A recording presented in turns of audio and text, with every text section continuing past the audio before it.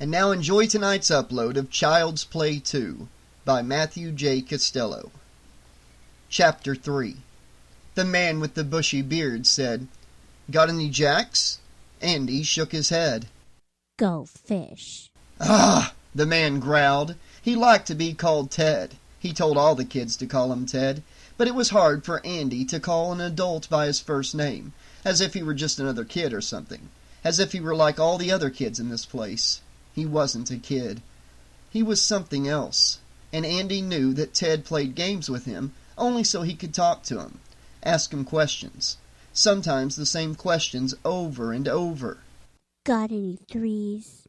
Andy asked. "No way, Jay." Ted grinned, scratching at his beard. Then he looked up. He stopped, just holding his cards in front of him, and Andy knew it was talking time. "So how are things going, Andy? Anything happened since we last talked?"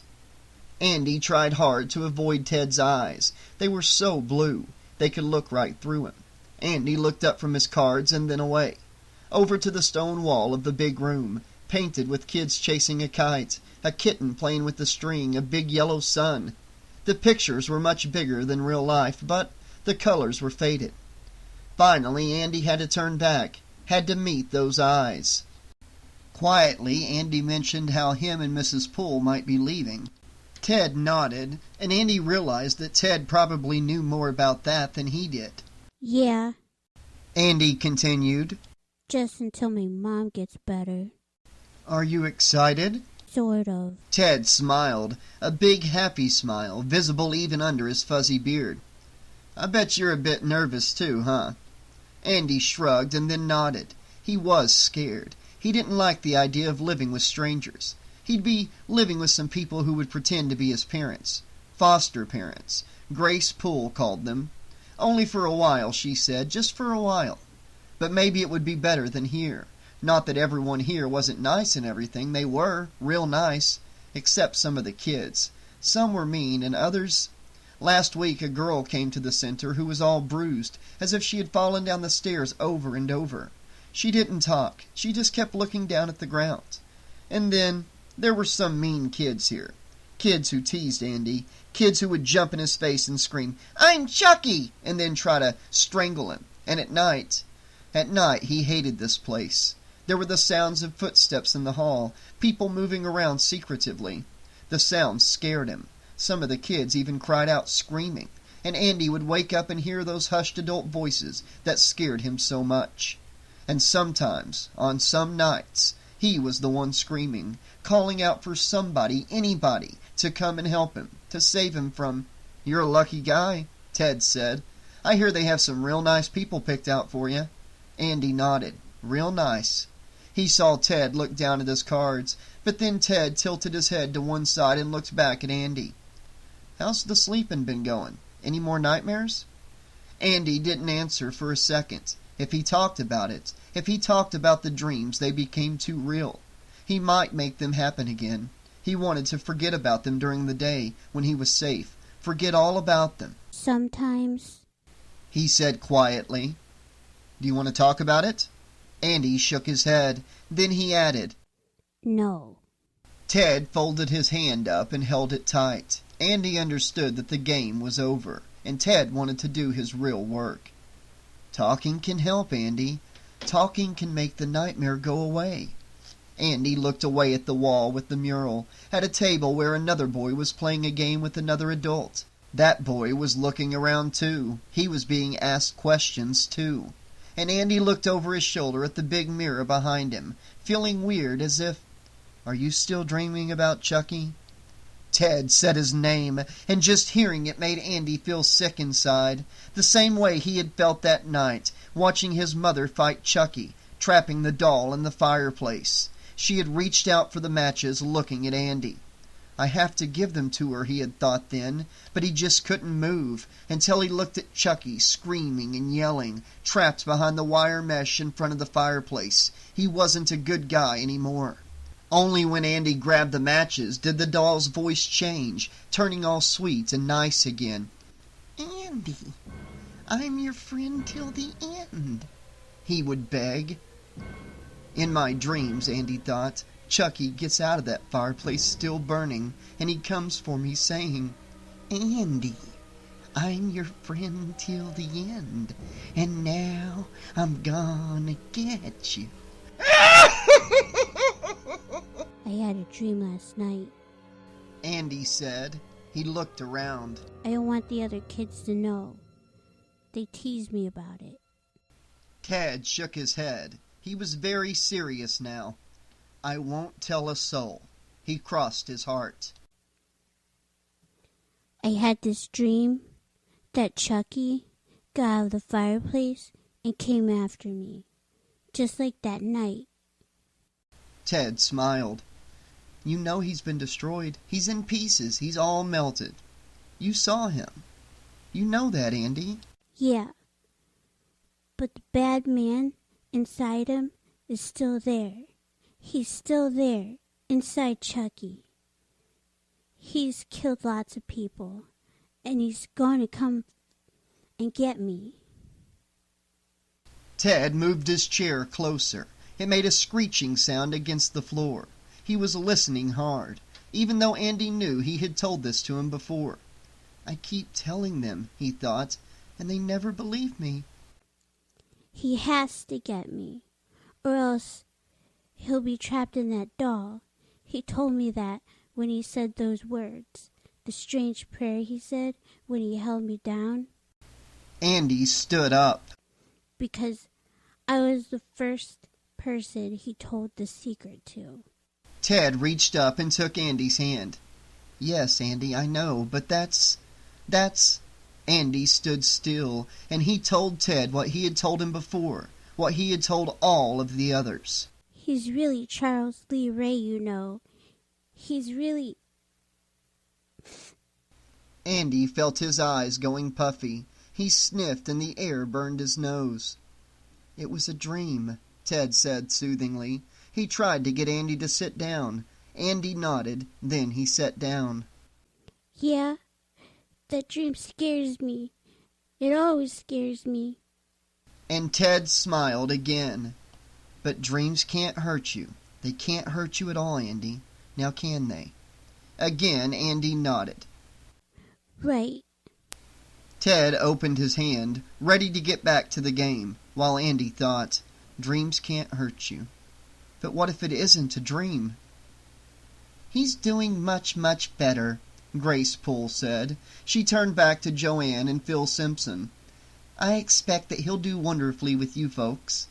Joanne glanced at her husband. His face showed that he remained unconvinced. But when Joanne looked out at Andy Barclay, she was thrilled. He was a beautiful boy with large dark eyes and an intelligent, thoughtful expression. He was just the type of boy she would have liked to have had for her own. But that was impossible. She reached over and gave her husband's hand a squeeze. Mrs. Poole walked away from the one-way mirror. "He arrived in a terrible state, very traumatized, but he's young and he bounced back marvelously." The social worker smiled. "Once he's in a healthy, normal environment, he should do wonderfully." She focused on Joanne, as if sensing her need, her yearning. "You've done so well with the other children that you've taken in." "There's always room for one more," Joanne added. But then she felt Phil's hand pull away from her. He walked closer to the glass, watching Andy, talking to the child psychologist. "He seems normal enough." Phil turned back to Mrs. Poole. "But how has all this affected him?" "He still has dreams, terrible nightmares, usually the same one." "About the doll?" Joanne said. "Yes, that it's coming after him, and—" Grace Poole turned away. "He still maintains that the doll came to life, that it was really this Charles Lee Ray." The words made Joanne go cold. Everyone had seen the story in the newspapers. Then came the even more lurid speculation in the tabloids. They had heard about the deaths and the boy who claimed that his doll was the Lakeshore Strangler. But the Lakeshore Strangler was dead. He was killed inside a toy store, surrounded by a pile of good guy dolls. His victims had been part of some sick ritual. The tabloids said it was voodoo. But then those rags weren't known for their thoughtful analysis. As for Andy, It was probably just a case of another kid with too much time in front of the tube. Too much. "And," Mrs. Poole went on, "he says that the doll was trying to take his body, that the strangler was trapped in the doll, and—" "I don't know," Phil said quietly, shaking his head. He put a hand onto the window. "Oh, he's probably just very imaginative," Joanne offered. Phil turned around to face her, a cynical grin on his face. "Well, I just love a kid with imagination, don't you, honey?" "Phil," she pleaded. She wanted this boy. She had seen him on other visits, watched him. She could get him out of here, maybe give him some love. It would be good for him and for her. Phil's cruel smile faded, and he stepped closer to her. He reached down and took her hands. "I just want to know what we're getting into, Joanne. I don't want you or me taking on more than we can handle." Mrs. Poole cleared her throat. "He's a lovely boy, very bright, very sweet. But if you think it's too much, then—" Joanne spun around. "No," she said. "I mean, we've had difficult children before, and Andy doesn't look like any problem at all." She caught Mrs. Poole looking at Phil, and Phil smiled and looked at Joanne. "Well, I suppose we can help the little guy out. I'm game," he said, giving Joanne's hand a squeeze. "If it's what you really want." Joanne smiled. "Wonderful," Mrs. Poole said. "I put a copy of Andy's records inside a folder, along with the time for his scheduled sessions with Dr. Barlow. It's very important that he continue to receive support while away from the center." Joanne nodded as she went back to the window to watch Andy, who was awkwardly fingering through his cards, searching for the perfect one to go fishing for.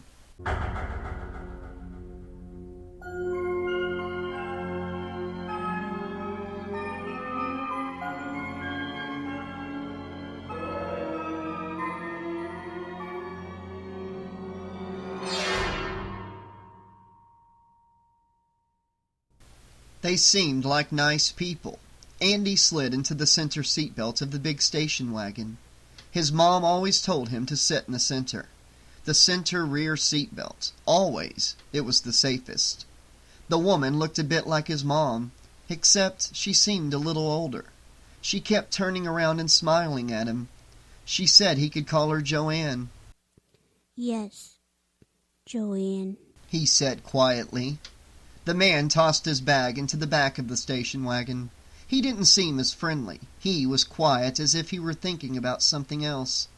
The heavy doors of the station wagon slammed, and Andy turned to see Mrs. Poole on the steps of the Children's Crisis Center, waving at him. He never asked her or anyone, "What's a crisis? Is what happened to me a crisis?" Andy waved back, and the man pulled away. The woman turned and looked at him. "So, Andy, what do you like to eat?" "All kinds of things," he had said. Joanne's smile grew larger. She wants me to talk, he knew. "But what's your very favorite thing, Andy?" He looked away. The children's center was long gone. They moved down a big street, through a part of the city that Andy had never seen before. And then he answered her. "Chocolate." The woman's smile fell a bit, and Andy guessed that there might not be much candy to eat in this house. "Besides that?" she asked. The car burned a corner, moving onto a highway, leaving the tall buildings far behind. "Eggs, I guess. I like eggs." "Great. We'll make eggs for breakfast." Home. Your home, Andy thought. Not mine. I have a home. This is your home.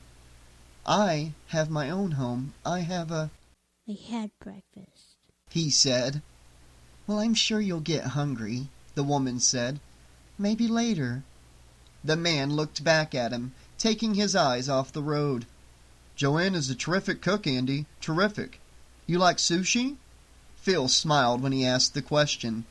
It's not a real question, Andy knew. It's a joke of some kind, and Andy knew that there was something about this man he didn't quite like. And the man looked back again. "Huh, Andy? Do you?" Andy was looking forward, where the man should have been looking. And he saw the truck. It was a giant truck, moving over from another lane, moving closer to them, closer, until it was moving right in front of them. The truck driver didn't see them. Joanne did, however. She screamed. It was loud, a terrible scream, just like the scream Andy's mother had made, over and over, when she screamed at Chucky. "Phil, look out!" Phil turned back to the windshield and yelled, "Jesus Christ!" That was a bad thing to yell, Andy knew. We're going to hit the truck, he thought. We're going to smash right into the truck. But maybe I'll be okay because I'm in the middle seat belt. Maybe I'll be safe and... The man braked. Andy felt his body fly forward, pulling against the straps. The car screeched to a stop. The truck kept gliding in front of them. A big truck, taking forever. Andy looked at the side of it, and he saw the face. The bright red hair, horribly bright, he thought, and the freckled face, and the blue eyes, each as big as a bowling ball. Another truck of good guys. It said so on the side. The giant face seemed to be looking at Andy as it passed them. The car seemed to tilt, turning, sliding. Then he heard a horn, the truck driver honking out a warning, and then the truck was past them. "Damn it," the man said. "That asshole nearly killed us." The woman put a hand on the man's shoulder. "Phil," she said softly, looking back to Andy. The man nodded. "Are you okay?" the woman asked Andy. "Yes," Andy answered.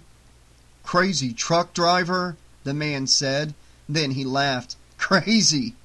The woman reached back and patted Andy's leg. He liked her. She seemed nice, like a mom, even though she wasn't his mom. I have a mom, Andy thought.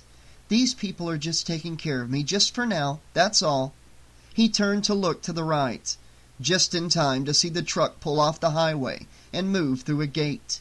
He saw buildings and a big sign that said, "Play Pals Toys," and there was a giant good guy on top of one of the buildings, its big hand going up and down, waving at everyone as they drove by. Or just maybe, thought Andy, he's waving just at me.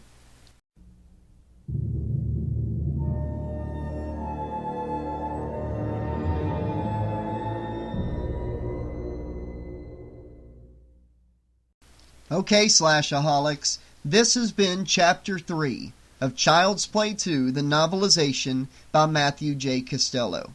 And guest starring tonight as the voice of Andy was one of our $15 patrons on the channel, Bonanza Jellybean. Thank you so much for doing the voice of Andy. I look forward to the next chapter and the rest of the book with you playing the part. That is just one of the great perks you get being a $15 patron. You get to voice a character in these audiobook narrations. And because of that, guys, I want to let you know on this book, things are going to be a little bit different than they were with the last book, which was Final Destination Dead Reckoning. These Child's Play 2 uploads are only going to be 1, maybe 2 chapters tops. And this book has shorter chapters than the last one. So uploads are going to range between 20 to 30 minutes per upload on this book. The reason for that is because I have 2 patrons so far voicing characters in this audiobook. So it's a little harder to cut and paste while I'm recording a chapter and editing it. So, yeah, these uploads will be around 20 to 30 minutes apiece until the book is completed. And then, of course, I'll put out the unabridged version. But let's talk about tonight's chapter. You know, it's just like in the movie. We start this chapter with Andy at the crisis center talking to his doctor, discussing Chucky and everything. But it's kind of cool to get a little more in-depth into what Andy's thinking, what the doctor's thinking, Mrs. Poole, and eventually, you know, a little more back and forth with Joanne and her husband Phil before fostering Andy as their foster kid. And we're really getting to see more of the PTSD, or at least feel it by getting Andy's thoughts here. And I hope there's more of that going forward in this book, because like I've said before, as far as slasher movies goes, this is one of my favorite sequels, along with Halloween 2. And it's just Child's Play 2 is just such a solid story, solid movie, great sequel, in my opinion, even better than the first one. So I'm really hyped for this one. really ready to and geared up to go and get this one put out as fast as possible. Hope you guys enjoyed the chapter tonight. Let me know in the comments section what you thought, and if you're looking forward to the rest of this book like I am. And I'll be back very soon with more of Child's Play 2. Until then, this has been your friendly neighborhood 80s slasher librarian saying, thanks for listening, and... Andy, I thought I was your friend till the end. Have a good night, everybody. I'll see you next time.